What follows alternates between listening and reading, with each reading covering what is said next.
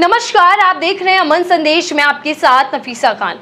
देश का पत्रकार कब ईमानदारी और जिम्मेदारी के साथ पत्रकारिता करेगा, ये कह पाना और ज़्यादा मुश्किल हो गया, क्योंकि जहां देश के अंदर मुख्यधारा की जो मीडिया है उसकी छवि बन चुकी है कि वो गोदी मीडिया है, वो चाटुकारिता करता है, तो इसी छवि में अब और ज़्यादा इजाफा होने लग गया है। तब जब ऐसी वीडियोस वायरल होती है, ऐसी वीडियोस सामने आती हैं, ट्रेंड करती हैं, जिनमें विपक्षी दल की प्रवक्ताओं के साथ एंकर जो है वो खुद प्रवक्ता बनकर भिड़ने लग जाता है, बहसबाजी करने लग जाता है। ये पहली बार नहीं है जब इस तरीके की वीडियो सामने आ रही है दोस्तों।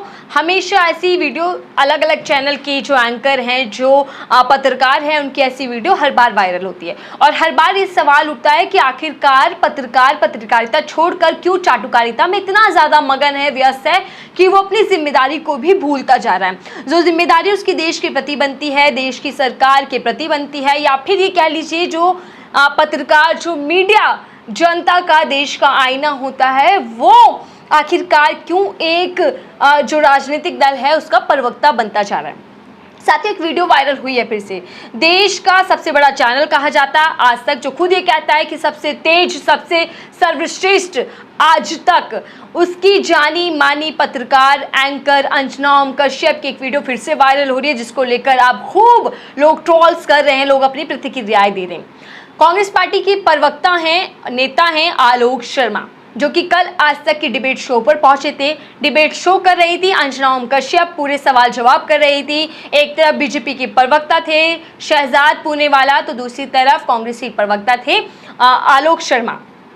बातचीत चल रही थी हरियाणा चुनाव को लेकर, जो बयानबाजी चल रही है नेताओं की, चाहे वो नेता प्रतिपक्ष राहुल गांधी हो या फिर भारतीय जनता पार्टी के नेता हो। लेकिन इसी दौरान अंजना ऐसा सवाल करती हैं जिसके बाद विवाद खड़ा हो जाता है और अंजना ओम कश्यप एकदम से इतने ज़्यादा गुस्से में आ जाती हैं, इतना ज़्यादा एग्रेसिव मोड में वो हमले करने लग जाती हैं कांग्रेस की प्रवक्ता के ऊपर कि मानो जैसे वो एंकर ही नहीं हो।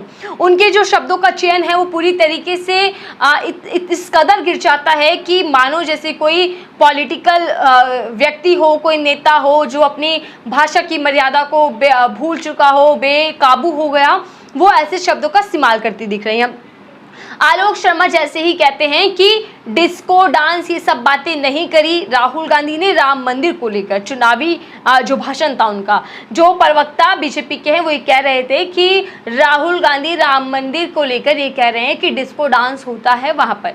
जैसे ही आलोक शर्मा इस पूरे बयान पर टोकते हैं, रोकते हैं और कहते हैं डिस्को शब्द का इस्तेमाल नहीं किया, तो वैसे ही अंजना ओम कश्यप में और आलोक शर्मा में तीखी बहस हो जाती है और अंजना ओम कश्यप जो है वो एकदम निजी तौर पर, व्यक्तिगत तौर पर भिड़ने लग जाती हैं। लेकिन आलोक शर्मा अंजना ओम कश्यप की क्लास लगा देते हैं, इस कदर उनको पत्रकारिता याद दिला देते हैं, आईना दिखा देते हैं कि आप पत्रकार हैं, ना कि आप एक पार्टी की प्रवक्ता हैं और आपका काम पत्रकारिता करना है, बल्कि चाटुकारिता करना नहीं है। ये बहस जब देखने को मिली उसके बाद कई सवाल उठने लगे। सवाल सबसे बड़ा यही है कि आखिरकार क्यों अभी आम होता जा रहा है कि तमाम न्यूज़ चैनलों पर इसी तरीके की डिबेट देखने को मिल रही है, जहाँ पर मुद्दे कम उठाए जाते हैं, जहाँ पर जनता की बात कम होती है, बल्कि अब ज़्यादातर ये आम हो चुका है कि कैसे विपक्षी दल के जो प्रवक्ता आते हैं उनके साथ एंकर भिड़ जाते हैं, तीखी बहस होती है, एक दूसरे पर कटास किए जाते हैं। ये इस तरीके की वीडियो ज़्यादा देखने और सुनने को मिल रही हैं। लेकिन साथियों, क्या जो आलोक शर्मा है वो अंजना ओम कश्यप की बेइज्जती करने वाले थे? क्या उनको कुछ ऐसा कहने वाले थे जिससे एक एंकर की, एक पत्रकार की बेइज्जती होती? क्या वो निजी हमले करने वाले थे? ये सवाल इसलिए क्योंकि अंजना ओम कश्यप जिस तरीके से बेकाबू हो गई, जिस तरीके से अपने पेशे को भूल गई और एकदम व्यक्तिगत तौर पर उन्होंने एक निचले शब्दों का इस्तेमाल करते हुए आलोक शर्मा पर हमला बोला और ये कहा कि दिमाग में कीड़ा है, इस तरीके की जो बातें की हैं, क्या होने वाला था?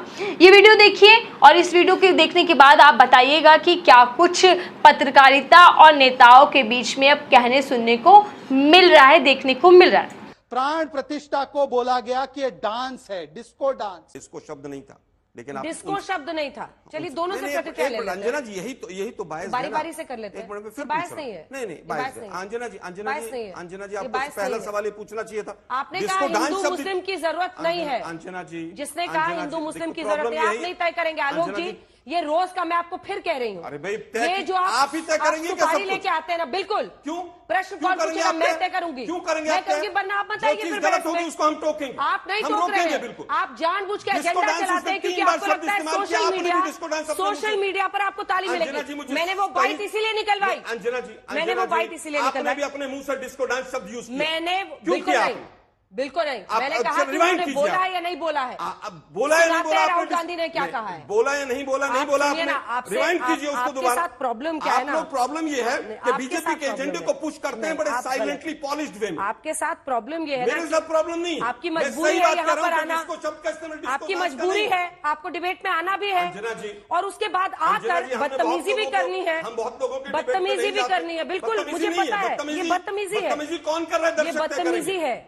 ये बदतमीजी कौन है। कर रहा है और कौन ये करता है? बदतमीजी है सर। वो पूरा देश। आप लोगों ने वीडियो देखी और वीडियो के बाद हमें बताइएगा कि आखिरकार देश का जो मुख्य धारा का मीडिया है वो किस और बढ़ रहा है, क्यों वो पत्रकारिता को खत्म करने में लगा है और पत्रकारिता छोड़कर केवल और केवल जो है वो विपक्षी दलों पर, विपक्षी प्रवक्ताओं पर हमले कर रहा है। और डिबेट शो को जहां मुद्दों पर चर्चा होनी चाहिए, जहां पर असल मुद्दों पर बात निकल कर आनी चाहिए, जनता की ओर ध्यान लाना चाहिए, वहां पर क्यों केवल और केवल अब भिड़त होती दिख रही है, क्लास लगती दिख रही है और प्रवक्ताओं और एंकरों के बीच में इतनी ज़्यादा बवाल होता दिख रहा है। आपकी राय क्या है इस वीडियो को लेकर हमसे साझा कीजिएगा और बताइएगा कि आखिरकार देश का मीडिया जो है वो कब सुधरेगा, कब लगाम लगेगी और कब वो अपनी पत्रकारिता को वापस जीवित करेगा।